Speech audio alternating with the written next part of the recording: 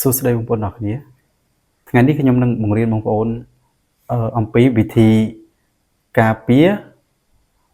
កុំឲ្យពេលដែលបងប្អូនច្រឡំលុប Telegram បងប្អូនហើយពេលណាដែលបងប្អូនចូលវិញវាទាមទារឲ្យយើងនឹងគឺបង់លុយបាទបង់លុយដូចជា99សេនហ្នឹងឬក៏យើងដូចថាចូលមិនបានពេលណាខ្លះគឺចូលអត់បានហ្មងមិនថាទាមទារលុយគឺចូលមិនបានហ្មងទៅការនេះស្មុគស្មាញមិនថាទៅចូលបាន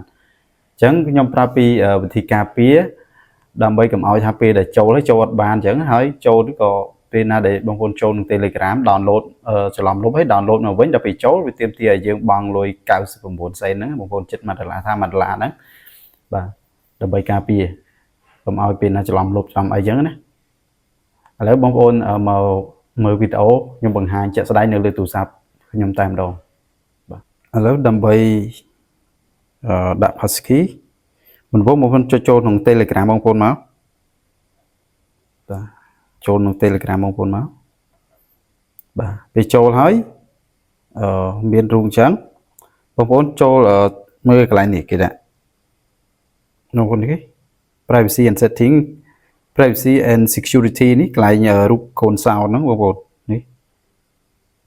ដាក់គៀបងប្អូនមើលកន្លែងមានរូបកូនសោហ្នឹងបងប្អូនចុចចូលមកហើយបន្តទៀតបងប្អូននឹងឃើញនេះ cloud ដូចនេះបងប្អូននេះកន្លែងគេដាក់ passkey កន្លែងមានរូបកូនសោដែរកូនសោចាក់មួយនេះកូនសោបិទអានេះកូនសោចាក់នេះ passkey នេះបងប្អូនចុចចូលមកដោយសារតែ Telegram របស់ខ្ញុំបានភ្ជាប់ add passkey ហើយបងប្អូនគ្រាន់តែចុចចូលកន្លែង add passkey ហ្នឹងមកអានេះខ្ញុំអត់ឲ្យជាប់បាត់ទៀតព្រោះដោយសារខ្ញុំបានជាប់2 3ដងហើយអញ្ចឹងហើយបងប្អូនអត់ទាន់នេះចុចកន្លែង add passkey ហ្នឹងហើយគេនឹងបើសិនជាទូរស័ព្ទបងប្អូនមាន scan មុខគេនឹងឲ្យបងប្អូន scan ហើយបើសិនជាបងប្អូនប្រើទូរស័ព្ទប្រើកាយ៉ៅដៃឬក៏ចង់ប្រើលេខកូដអាហ្នឹងគេយើងបំពេញតាមហ្នឹងបងប្អូនចង់ដាក់បើសិនជាមាន scan មុខដាក់ scan មុខមួយកាយ៉ៅដៃដាក់កាយ៉ៅដៃឬក៏ប្រើលេខកូដដាក់លេខកូដទៅដោយសារខ្ញុំនេះដាក់ហើយកន្លែងហ្នឹងមានតែប៉ុណ្ណឹងទេហើយចាំមើលខ្ញុំនឹងសាកលុបហើយដោយសារទីខ្ញុំពាក់ព័ន្ធមួយចង់បង្ហាញពាក់ព័ន្ធមួយយើងដូចថាលុបឬក៏បដូរលេខទូរស័ព្ទទៅដូរពី Telegram ក្នុងទូរស័ព្ទចាស់ទៅទូរស័ព្ទថ្មីក៏ធ្វើអាចធ្វើចឹងបានដែរបងប្អូនឥឡូវខ្ញុំលុបចេញហើយខ្ញុំនឹង install វាឡើងមកវិញហើយខ្ញុំនឹងដាក់មើលចាំដោយសារខ្ញុំដាក់ពេលខ្ញុំដាក់គឺខ្ញុំដាក់ scan មុខបាទឥឡូវខ្ញុំវាយនឹង install Telegram នឹងមកវិញអានេះជាទីការពារពេលណាដែលបងអត់បានដាក់ passkey ពេលទាមទារឲ្យយើងបង់លុយឬក៏ពិបាកក្នុងការចូលអញ្ចឹងយើងដាក់ passkey គ្រាន់ថាពេលណាយើង sign in ចូលអានេះពេញហើយចាំមើលខ្ញុំចូលនេះបងប្អូនហើយចុច start message មកវានឹងឲ្យយើងវាយលេខទូរស័ព្ទបងប្អូននឹងឃើញនេះគេឃើញទេបងប្អូនឃើញលេខទូរស័ព្ទដែលយើងបង្កើតហ្នឹងហើយនឹងគេដាក់ប្រើប្រាស់ Face ID ក្នុងការ sign in ហើយយើងចុច continue មកបងប្អូនឥឡូវខ្ញុំចុច continue យើងដាក់ឲ្យចំមុខយើងមកវានឹង scan ចូលតែម្ដងបងប្អូនឃើញទេឃើញ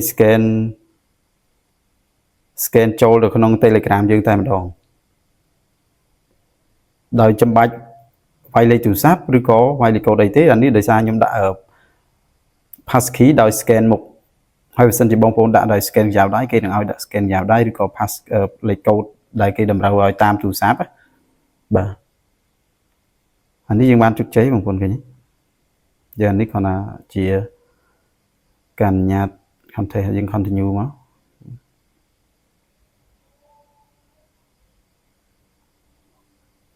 នេះគេឲ្យជ្រើសរើស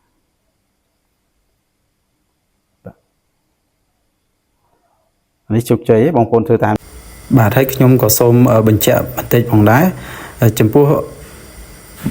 បងប្អូនដែលច្រឡំលុបដូចថាច្រឡំលុប Telegram ហើយ download មកវិញនៅក្នុងទូរស័ព្ទដដែលទេបងប្អូនដាក់ passkey អាហ្នឹងបងប្អូនអាច